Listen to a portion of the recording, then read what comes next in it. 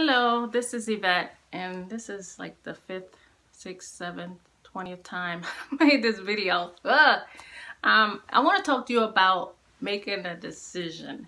You know, I hear people say you have to make a decision to be happy, and they kind of leave it there. And I've always felt frustrated over that, a little hurt, a little angry, because I feel like there's a step before that, you know. And the step before you make a decision to be happy is you have to know that you have joy. And when you have joy, when you're in this position of already having it, then when sadness or depression comes, then you say no, I'm a joyful person. You got the wrong person. You need to keep it moving.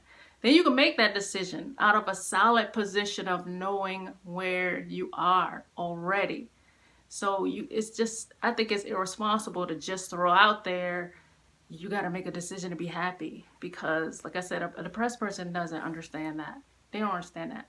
And so that revelation comes from God. And I just want to say, remember, I don't know if you've watched my previous video when I said that God delivered me from depression.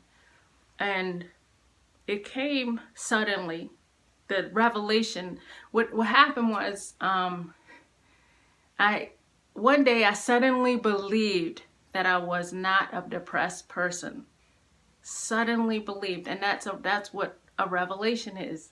A revelation it tends to be a sudden believing, a sudden convincing, And since I was convinced, over the following months after I had that revelation, when depression would try to come back at me, I said, no, I'm not a depressed person. That's not who I am. And I could make that decision, but you can't just make a decision unless you have a revelation. So decision is not, absolutely not the first step. The first step is the revelation.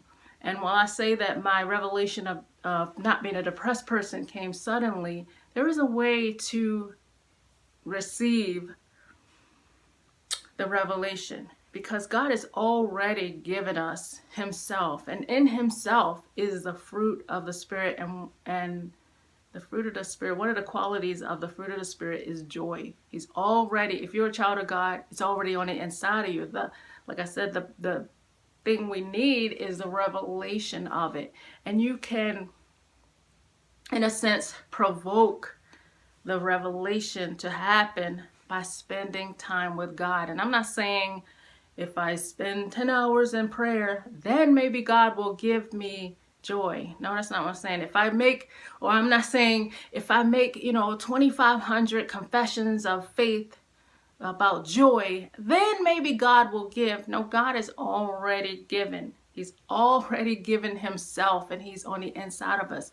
And we cannot, and we may not, the people who have a problem with depression may not believe that part of him is there inside of us.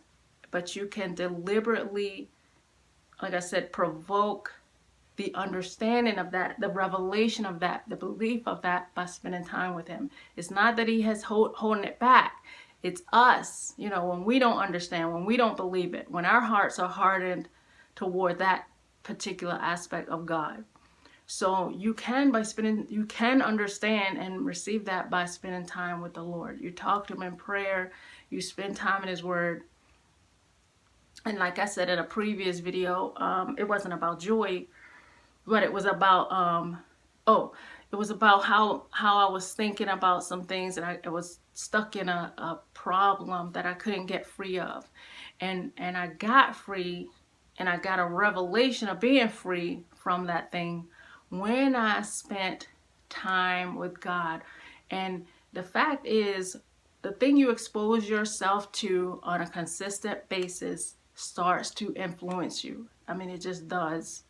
I used to look at, before I got delivered from depression, I used to watch these, Korean dramas, and they always jerk your emotions. Somebody's always, the romance in it is just so painful.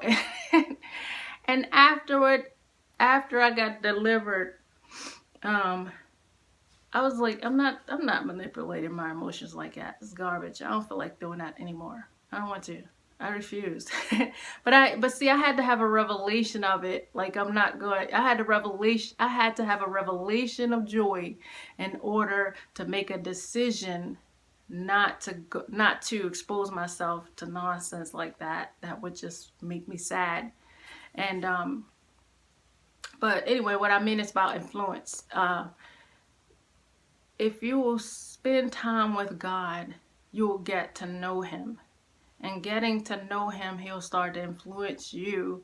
You'll start to believe in Him. You'll start to trust in Him, for that area of joy. And then it'll begin to spring up and you'll begin to have a revelation. And only then will you be able to make a decision to be joyful when temptations come. It's not before.